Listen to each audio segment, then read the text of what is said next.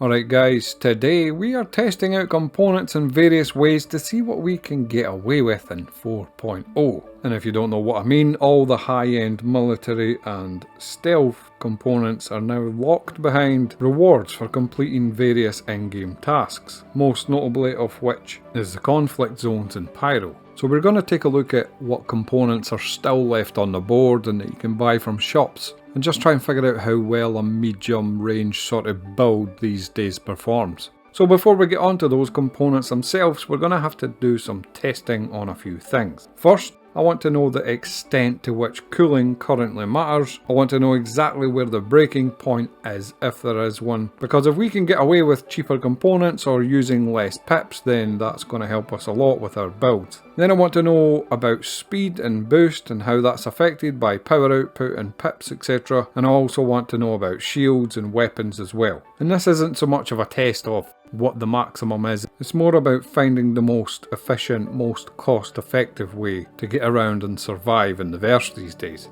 There are other considerations to weigh up as well, like the component health, which we'll investigate to the fullest extent of my logic loaf. Be sure to subscribe if you find this helpful. Let me know how you're finding the Out of the Black series of vids, where we test things and break stuff and check out patch changes and the like.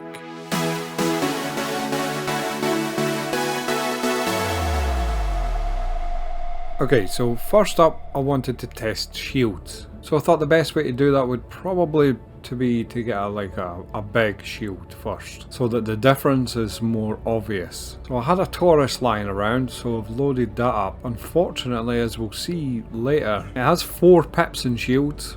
Right now it has 4 pips and shields. 3 of the pips are stuck together in one block. So this isn't going to be great for testing. I just wanted to run a few ships through this test just to make sure there's no massive difference between the ships.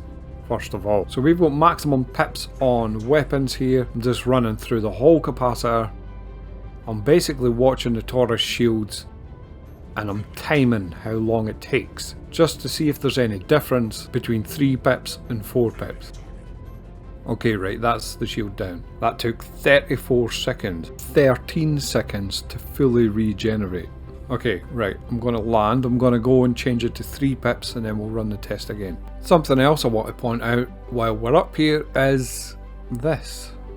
There's certain keybinds that you can assign that will let you change which face of your shields has the more concentration of the power. So as you can see, there's 400 shield cells, or whatever you want to call them, available for use, and I've put them all into my left flank. This only really works on the bigger ships, as the smaller ships are a bubble, a single bubble, whereas this one has 4 faces. There may be cases where that's useful. If you're getting chased and they can't overtake you, you could just sling all your shields behind you. Definitely a cool tactic for the bigger ships, and something to keep in mind for when you're multi-crewing. But let's just reset all these for normal testing purposes.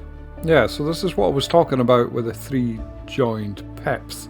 Well, that's actually 4 joined pips. Okay, so there's 4 joined pips and then there's 1 extra. We've been using 5, but that won't matter much for this test. So we're going to knock it down to 4 and then we're going to test that and then just check the difference. Right, now it's the Taurus with 4 pips. And remember, this is just stock loadout, no significant other changes. Shields all balanced and stuff. Oh wait, it's 34 seconds again. And 19 seconds for regen. So the only thing that changed there was the regen time. Oh, that is weird. Right, we're trying a different ship since the Taurus made absolutely 0 sense whatsoever. We've got a Zeus here. And this one's got 8 pips. So that will allow us to break things down a lot more and see what each individual segment buys us. So what is that? That's about 12.5% each, right? Okay, so to save time, I'm just going to tell you all the results, and it's very surprising. I think you'll agree. So on 1 pip, it took 6 seconds to put the shields down, and it took over 3 minutes for them to regenerate, right? Which makes sense, that's perfect, that's Pretty much what we expected to see. And at 2 pips, so 25%, it took 18 seconds to down the shields. And it took 1 minute 24 to regen fully. So then we jumped 3 pips and went straight to 4 pips, so 50%, and it was 42 seconds to down the shields and 47 seconds to regen. And then we jumped to 8 pips, so 100%, and that took 43 seconds to down, which was the same pretty much as it was at 50%, but only took 35 seconds to regen. So slightly similar to what we've seen with the Connie. For this it's 50% up to 100%. Seems the same. Yeah, I don't really know what to make of all that. Let's try it on another ship, just to be sure that this is real. Okay, so we've got a Guardian here. It's on 4 pips, which is 100%. Let's see how long it takes.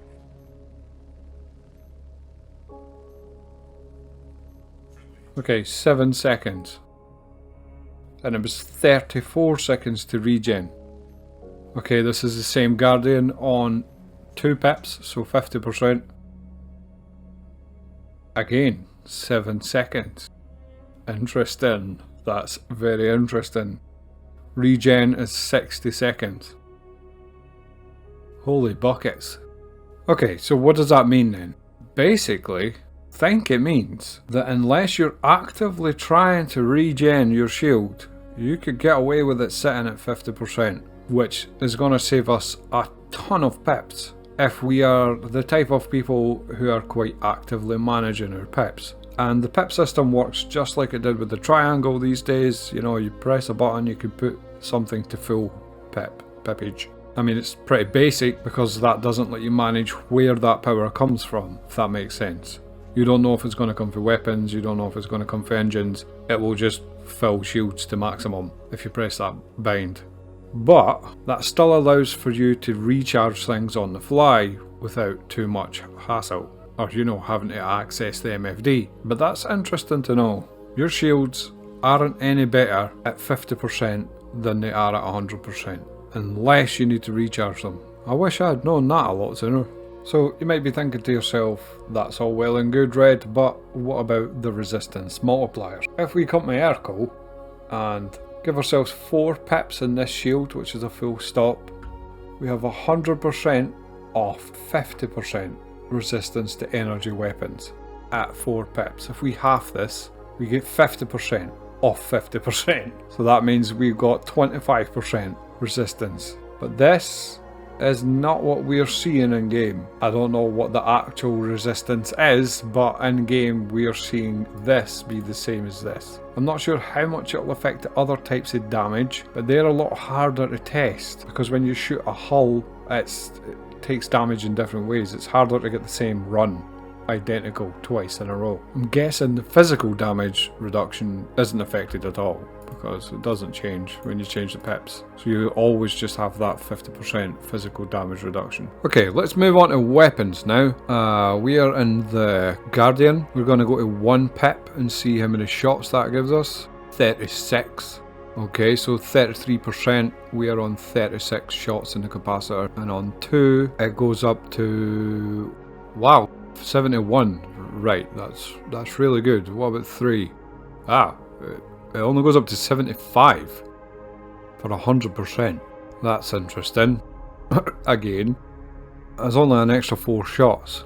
I mean, because it's weapons though, I'd maybe be inclined to just have 3 pips anyway, even just for those 4 shots, because, you know, those 4 shots could be life or death. And also it's 8 shots really because there's 2 guns. Let's test it again in the Tana. So 2 pips, we've got 42, and the regen time is 5 seconds. Okay, let's go to 3 pips, so 75%, and we're up at 63. Okay, let's try it again. So the rate of fire isn't increasing, but the regen time was 5 seconds again. Oh, so the regen stays the same, but you get more shots. Wow, that's cool. I wonder what happens at 4 then. Oh, it's another small jump, relatively. Up at 75, and again that's normal discharge time. But the regen is 5 seconds for 75 shots, which is excellent. Basically, it should be our aim doing this to always have maximum pips and weapons. I think that would be my preference. If I can get away with it, 50% on shields and full pips to weapons. Okay, so what about cooling then? Let's do some tests on cooling. I've got the Tana here. I'm just gonna straight up rip the coolers out and see what happens. Ship seems to start up okay, no problems there. Yeah, there's literally no coolers on power management, which gives us a significant amount of pips, extra pips to play with. I'm just going to run some tests and fly around, shoot some stuff and see if I have any issues with not having coolers. Oh shit, accident.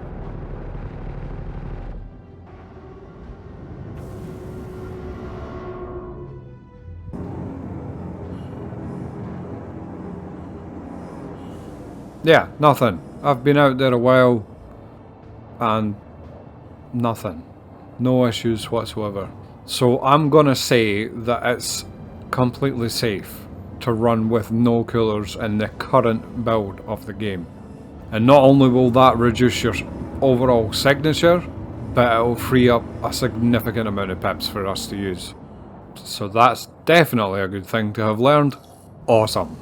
Okay, so next we're wanting to try and see if component health affects the performance of your components. Now, I'm not really too sure how to do this test, so I'm just going to shoot at a bunch with an FPS weapon, keep running back and checking the cockpit and making sure we've not lost pips or, you know, something's showing up as not functioning or whatever. Or, you know, the whole ship blows up, because I'm going to primarily focus on the power plant here. Yeah, I'm not seeing anything. I've unloaded whole clips into that thing and just nothing. I've tried it locked and unlocked in the ports, but just nothing. I think we're going to have to find another way to test this. Okay, so I've took the Zeus outside the armistice zone, and I'm going to try and shoot in through the back door with a single weapon from a cutty red. That's the plan. I'm going to target the power plant specifically. I feel like this plan's shit on so many different levels, but the shields will be off, so I don't see why I won't be able to just shoot in and hit exactly on the power plant. I've already died once trying to do this. Don't ask. That was a Star Citizen moment. I just need to line myself up here.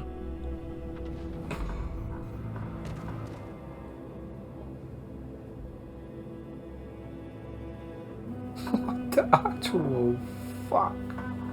Okay, never mind. Next plan. Let's try and expose these on a Gladius and just shoot them very precisely. And this looks like it's working. I'm pretty sure that's actually taking damage.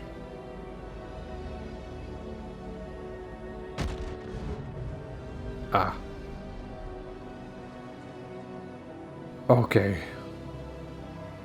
This is not going well. Actually, it sort of is going well. I've been jumping into that Gladius this whole time and I've seen no significant change in its capability based on the damage the components had been taken up to that point. So I think we're good. Plus, that Gladius blowing up revealed something that I didn't know. And that is, if you tractor beam a component, it tells you the component's health. So we've been able to fully put to bed that a damaged component will degrade performance. Only in its completely destroyed state will it cease to function completely. There is no in between in this build of the game. And also, if it's completely damaged, you can no longer store it in your freight elevator apparently.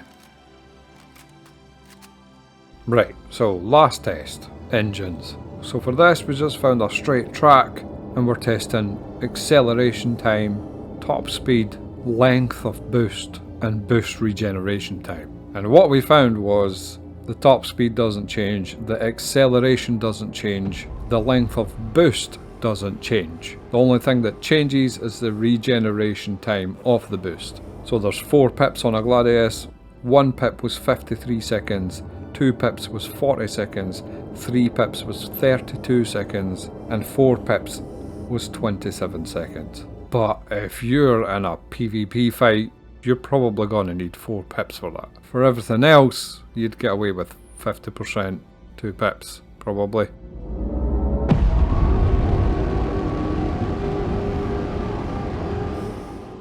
You know, unless you're racing or something like that. But obviously for regen, again, if you need that filled up pronto, then 4 pips. So, with all that in mind, how will that affect our choice when choosing components? Well, it really opens up the choices a lot. It's actually a really good change in general for the game, the new way these components have been balanced. At least it seems that way now, because not only have we got the spare pips from the cooling system, but we've got the life support pip as well. Unfortunately, to make the most of that, you have to keep going into the power console and adjusting these, because every time you enter nav and do a big jump, they reset. But anyway, normally, as long as you're the one contracting the hostile engagement, you should have time to set this up if you drop into combat mode at about 12 kilometers from the enemy. If you get caught unawares, you're just going to have to do your best with what you've got. But you only need 50% in shields and 1 pip in engines to actually function, and you'll be fully effective. But the chances are, once you've maxed out your guns, you will have a lot of spare pips to share between these two anyway, solely for regen purposes. So you're now going to try and want to balance your builds between their effective purpose, so total shield pool or power pips, and their component health. The baseline seems to be higher, so your ship is functionally operational now with much of the lesser components found throughout the game. And any other components you find that are an upgrade is just a bonus and convenience really. You can now choose to be really stealthy if you wish. And that is a serious consideration these days. If you want to go and explore Pyro and don't want the constant hassle of PvP, stealth is very effective. Obviously the best stealth components have went the same way as the military ones and are locked behind certain game loops and PvP zones, etc. If we try and build a stealth Tana here, there are quite a few components that we can choose from. I'd even go for a smaller hull than this if possible, maybe a 100i, to reduce the cross section as much as possible. Like if we come into Airco, we could see our signature sitting about 18.2k on the EM signature. If we just turn off these two coolers, it immediately drops to 11.9. It's the same if you just completely remove them, so it's up to you if you want to keep them installed. But what you need to be aware of is having more pips in a system will increase its signature. So if you take out those coolers by default, those pips go into something else, so you'll need to manually remove them. Like now I've removed these coolers, we're now up at 15.6 because the extra pips have been distributed between, you know, shields and engines and weapons. But if we go ahead and install the highest stealth components we can find still on the market, I think we're at Shimmer, so that's a grade C stealth here. And for a power plant you can still buy the Delta Max, which is grade B. Look how much that's changed. We're now at 3.6. Like, we are invisible. Let's put the Zephyr in as well. That's not changed, but it's because we're not in nav mode. Watch how much it jumps up when we go to nav mode. We're back up at 7.3. So if you really want to be stealthy, be in SCM mode and take all your pips out of as many things as you can until you absolutely need them. This costs about 198,000 to build in game.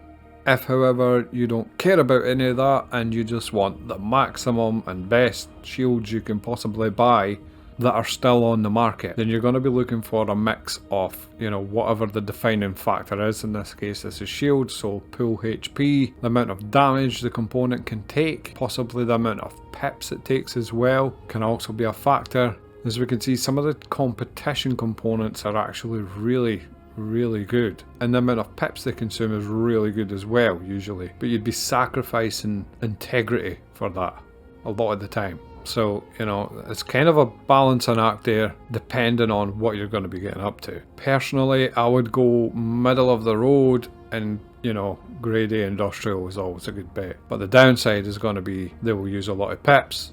The emissions are going to be ridiculous. But generally they have reasonable health and very good pool HP. Another thing to keep in mind is some ships come pre-installed with military components and stuff like that, like the Tana. That's the reason I'm using this. If I reset these, everything's military grade C, which is really good if you don't have access 2 higher military grade components. So I wouldn't even normally change these. This is perfect until I can find an upgrade. And it's looking like we're going to start to learn what ships carry which components by default, or even just be constantly checking other people's ships to see if they've got any good components installed. This is a nice list I found on Reddit from Uncork the Bat. I'll leave a link to this below, and it tells you what's on board each ship. Now, some of these aren't very useful because there's no access to the components, so you would need to own the ship and remove the components through the ship loadout menu on your Mobiglass. But if you do have some of these ships, or you do find some of them lying around, this is a great guide to tell you what you're looking for. Obviously, we aren't too bothered about coolers right now, but power plants, some of the racing ships have grade A competition in them, which could save you quite a lot of money. Like, I think that costs around 70 grand or something. The Buccaneer has a grade A military power plant in it. Now, that's one of those ones where you can't take it out of the ship if you find it lying around. You would have to have a Buccaneer. And yes, what I'm actually suggesting you do here is if you have this ship, you take it out, you put it in another ship that you can take components out of, and you just keep claiming it until you have a bunch of them. Basically duping the components. And I have no qualms about that whatsoever, because that's a CIG issue. A, I'm unable to strip this out of other ships, and B, as a generally solo player, it's going to be well nigh impossible for me to get that component any other way. Now, I have generally no problem with that. I'm quite happy for things to be locked behind gameplay like this. I've noticed a few people saying that it's a problem that it's PvP or FPS, but I really don't care about that. That's fine as far as I'm concerned, and the components I've got access to are good enough for me. But if I can dupe this, I will dupe this. And it's on CIG to find a way to stop me from doing that, because I really want to be able to strip out components from other people's ships and sell them for quite a significant amount of money. But right now, because of the duping, CIG has to nerf the prices into oblivion. When you're out doing bounties, stripping off components and selling them would be an amazing additional small loop to add to that gameplay already. But in the meantime, if you have any of these ships, or you find them lying around, see what they've got installed. There's a grade A stealth size 1 power plant in the Herald, in the 315p. There's a grade A stealth in the Prowler as well. But even the Bs and even the Cs are actually really good too. But I'll leave this below and you can have a look, have a wee check, see what you think, see what you've got lying around. But really, you're only ever flying one ship at a time anyway, so even if you're completely against the duping, or the insurance fraud as it should be rightly called, then you could always take this component out and put it in the ship that you're using. But this is a useful list. It's not entirely necessary. Again, it's the same situation with the power plants. The competition, they're really good at what they do, the 17 power generation pips there, but the health is, you know, a bit on the low side, less than half of a top-end military. But the industrial comes in again, and the only downside to that would be probably the amount of signal radiation it's putting off. So Britain would be good, competition would be good. Like if we put the Britain on, we're just 1 pip short for our Tana. Not even 1 pip short. There we go. You know, you're completely covered. And that's about 50 grand. For quantum drives, I'm finding that we're still pretty much on an Atlas. It takes 4 pips to run, reasonably efficient. It's very fast, not great health, but then there's actually quite a few I'm finding. Like the Atlas is still good, the Burst Hyperion and the Voyage are all good, and obviously if you really don't care about emissions you could just go industrial easily enough. I'd say anything under Beacon would maybe be the cut-off point, where you'd maybe want to try and get something a little better. I mean, even that's going to be okay. That's honestly going to be fine. You notice as well, it's not like it used to be. VK00 used to only get you halfway across Stanton. Now, you know, you're good. Even on the very low end, where the speed is a lot slower, you're getting this massive boost to the total distance that you can travel. But yeah, the world's your oyster at this point. The only thing you really need to pay attention to is that if you do choose to go a full stealth build, the only reason that you've got enough pips to fill all this in is because your health pool is so low for your shields. It isn't a case of, I'll be stealthy if I can, and if I get caught I'll fight. It's a case of, that stealth works You make that stealth work by staying low to the ground, or you freaking die, basically. Because that is going down in seconds. Less than 10, probably. So definitely keep that in mind. There's a very nice risk-reward starting to emerge there. If you do go stealth, take something very fast so you can get out of there. But yeah, that's my breakdown on the components in 4.0. I get the feeling that this video is going to have a lot of people saying different things and suggesting stuff, and that is completely welcome. And please, by all means, share your builds, share your ideas, share all the monumental things that I've overlooked and missed. Because I'm just, you know, spitballing, making this up as I'm going along. You can tell that this is pretty unscripted, right? It is all welcome dialogue, conversation, and I'm sure me and other people will be very happy to hear it. Thank you very much for tuning in. I'll hopefully see you again sometime. 07 guys.